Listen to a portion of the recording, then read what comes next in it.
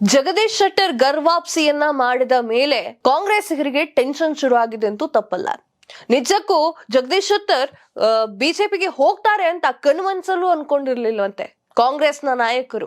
ಅವರೇ ಹೇಳ್ತಾರೆ, ನಮಗೆ ನಿನ್ನೆ ರಾತ್ರಿವರೆಗೆ ಹೇಳ್ತಿದ್ರು ಜಗದೀಶ್ ಶೆಟ್ಟರ್ ಅವರು, ನಾವ್ ಇಲ್ಲೇ ಇರ್ತೀವಿ, ನಾನ್ ಕಾಂಗ್ರೆಸ್ ಅಲ್ಲೇ ಇರ್ತೀನಿ, ನಾನ್ ಎಲ್ಗೂ ಹೋಗಲ್ಲ ಅಂತ. ಸಡನ್ ಆಗಿ ಬಿಜೆಪಿಗೆ ಬಂದ್ಬಿಟ್ರು ಅವರು.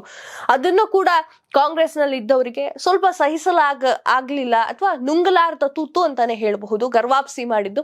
ಈಗ ಸೌದಿ ಅವರಿಗೆ ಗಾಳ ಹಾಕ್ತಿರೋದು.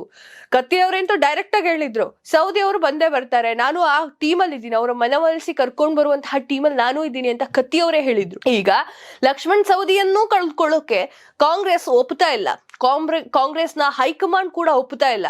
ನಿಜಕ್ಕೂ ಅವ್ರನ್ನ ಕಳಿಸಬಾರ್ದು ಬಿಜೆಪಿಗೆ, ಹೇಗೋ ಮಾಡಿ ನಾವು ಕಾಂಗ್ರೆಸ್ಗೆ ಕರ್ಕೊಂಡ್ ಬಂದಿದೀವಿ, ಅವ್ರನ್ನ ಮತ್ತೆ ಬಿಜೆಪಿಗೆ ಕಳಿಸೋಕೆ ಸಾಧ್ಯನೇ ಇಲ್ಲ ಅಂತ ಪಟ್ಟು ಹಿಡಿದು ಕೂತಾಗಿದೆ ಕಾಂಗ್ರೆಸ್ನವರು. ಇನ್ನೊಂದು ವಿಚಾರ ಹೇಳ್ಬೇಕು ಅಂತಂದ್ರೆ, ಲಕ್ಷ್ಮಣ್ ಸವದಿ ಅವರ ಜೊತೆ ಬಿಜೆಪಿಯ ನಾಯಕರು ಮೀಟಿಂಗ್ ಗಳನ್ನ ಮಾಡ್ತಾ ಇದ್ದಾರೆ. ಕಾರ್ನಲ್ಲಿ ಮೀಟಿಂಗ್ ಆಗಿರ್ಬಹುದು ಅಥವಾ ಲಂಚ್ ಮೀಟಿಂಗ್ ಗಳಾಗಿರಬಹುದು, ಸೌದಿ ಅವ್ರ ಮನೆಗೆ ಹೋಗೋದಾಗಿರಬಹುದು, ಇವೆಲ್ಲ ಕೆಲಸಗಳನ್ನ ಬಿಜೆಪಿಯ ನಾಯಕರು, ಹಲವಾರು ನಾಯಕರು ಮಾಡ್ತಾ ಇದ್ದಾರೆ. ಈ ನಿಟ್ಟಿನಲ್ಲಿ ಕಾಂಗ್ರೆಸ್ಗೆ ನಿಜಕ್ಕೂ ಭಯ ಆಗಿದೆ ಸ್ನೇಹಿತರೆ. ನಿಜಕ್ಕೂ ಲಕ್ಷ್ಮಣ್ ಸವದಿ ಅವ್ರನ್ನ ಮತ್ತೆ ಬಿಜೆಪಿ ಅವ್ರು ಎಳ್ಕೊಂಡ್ಬಿಟ್ರೆ ಬಿಜೆಪಿ ಅವರು ಹಾಗೆ ಹಲವಾರು ಆಮಿಷಗಳನ್ನ, ಅಂದ್ರೆ ನಿಮ್ಗೆ ಬನ್ನಿ, ನಾವು ಕರೆಕ್ಟ್ ಆಗಿರುವಂತಹ ಗೌರವಾನ್ವಿತವಾದಂತಹ ಸ್ಥಾನವನ್ನೇ ಕೊಡಿಸ್ತೀವಿ, ನೀವು ದಯವಿಟ್ಟು ಬಿಜೆಪಿಗೆ ಬನ್ನಿ, ಮುನ್ಸ್ಕೊಂಡು ಹೋಗ್ಬೇಡಿ, ಕಾಂಗ್ರೆಸ್ಗೆ ಬನ್ನಿ, ವಾಪಸ್ ಬನ್ನಿ ಅಂತ ಕರೀತಾನೆ ಇದ್ದಾರೆ. ನಿಜಕ್ಕೂ ಸೌದಿ ಅವರಿಗೆ ಎರಡು ಕಡೆ ಆಪ್ಷನ್ ಇದೆ, ಒಂದು ಬಿಜೆಪಿ ಕಡೆ ಆಪ್ಷನ್ ಇದೆ, ಒಂದು ಕಾಂಗ್ರೆಸ್ ಕಡೆ ಆಪ್ಷನ್ ಇದೆ. ಅವ್ರು ಮಧ್ಯೆ ನಿಂತಿದ್ದಾರೆ ಅಂತ ಅನ್ಸುತ್ತೆ.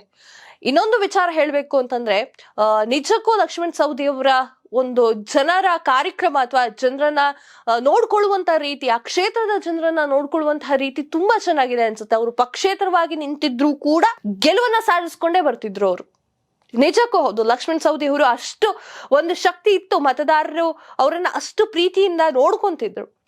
ಆ ವಿಚಾರವನ್ನ ಬಿಟ್ಟು ಇಲ್ಲಿಯ ವಿಚಾರಕ್ಕೆ ಬರೋದಾದ್ರೆ, ಕಾಂಗ್ರೆಸ್ನವರು ಫುಲ್ ತಲೆ ಕೆಡಿಸ್ಕೊಂಡ್ಬಿಟ್ಟಿದ್ದಾರೆ. ನಿಜಕ್ಕೂ ಸೌದಿ ಅವ್ರನ್ನ ಆ ಕಡೆ ಕಳಿಸೋದೇ ಬೇಡ, ಅದಕ್ಕೋಸ್ಕರ ಕಾಂಗ್ರೆಸ್ ಅವರು ಒಂದು ಮಾಸ್ಟರ್ ಪ್ಲಾನ್ ಅನ್ನ ಮಾಡಿದ್ದಾರೆ.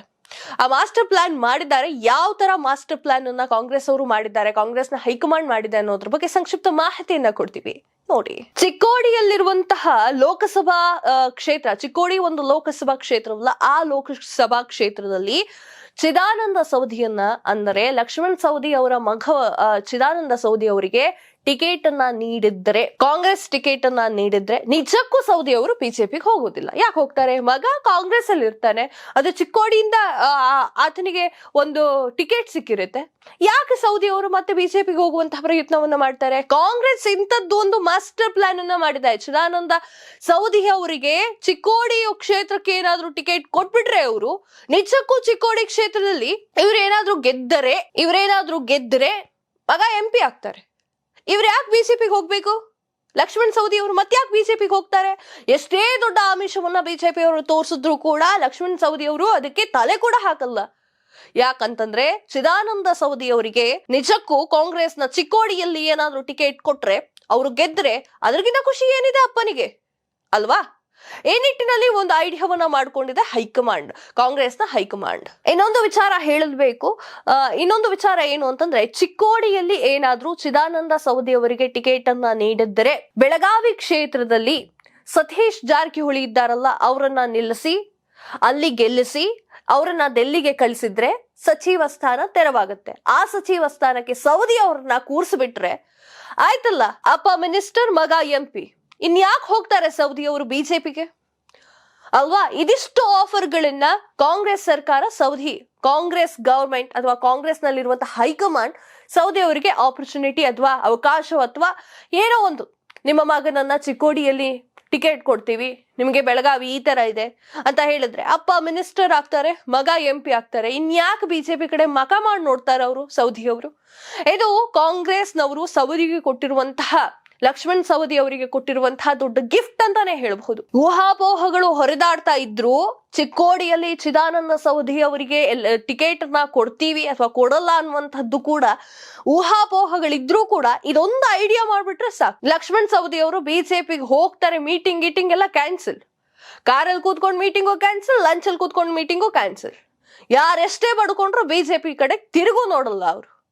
ಇದು ಕಾಂಗ್ರೆಸ್ ಸರ್ಕಾರ ನಿಜಕ್ಕೂ ಸೌದಿ ಅವರಿಗೆ ಕೊಟ್ಟಿರುವಂತಹ ಆಫರ್ ಅಂತಾನೆ ಹೇಳ್ಬೋದು. ಅದನ್ನ ಹೇಗೆ ಬಳಸ್ಕೊಳ್ತಾರೆ ಅನ್ನೋದನ್ನ ಕಾದ್ ನೋಡ್ಬೇಕಾಗಿದೆ. ಇನ್ನೊಂದು ಎಲೆಕ್ಷನ್ ಹತ್ರ ಬರ್ತಾ ಇದೆ. ಯಾರ್ಯಾರಿಗೆ ಯಾವ್ಯಾವ ಕ್ಷೇತ್ರದಲ್ಲಿ ಟಿಕೆಟ್, ಇಂಥವರಿಗೆ ಟಿಕೆಟ್ ಫಿಕ್ಸ್ ಅಂತ ಇನ್ನೂ ಕೂಡ ಅಧಿಕೃತವಾಗಿ ಘೋಷಣೆ ಆಗಿಲ್ಲ.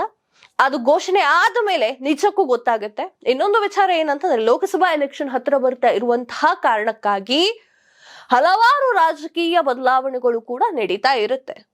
ಯಾವ್ಯಾವ ಟೈಮಲ್ಲಿ ಹೇಗೆ ಆಗ್ತಾರೆ ಅಂತಾನೂ ಗೊತ್ತಾಗಲ್ಲ. ಕಾದು ನೋಡ್ಬೇಕಾಗಿದೆ. ನಿಮ್ಗೆ ಏನ್ ಅನ್ಸುತ್ತೆ ಅನ್ನೋದ್ರ ಬಗ್ಗೆ ಕಮೆಂಟ್ ಮಾಡಿ ತಿಳಿಸಿ. ಇದಿಷ್ಟು ಈ ಹೊತ್ತಿನ ಸುದ್ದಿಯಾಗಿತ್ತು. ಮತ್ತಷ್ಟು ಸುದ್ದಿಗಳಿಗಾಗಿ ನೋಡ್ತಾ ಇರಿ ಲೈನ್ ಟಿವಿ ಕನ್ನಡ.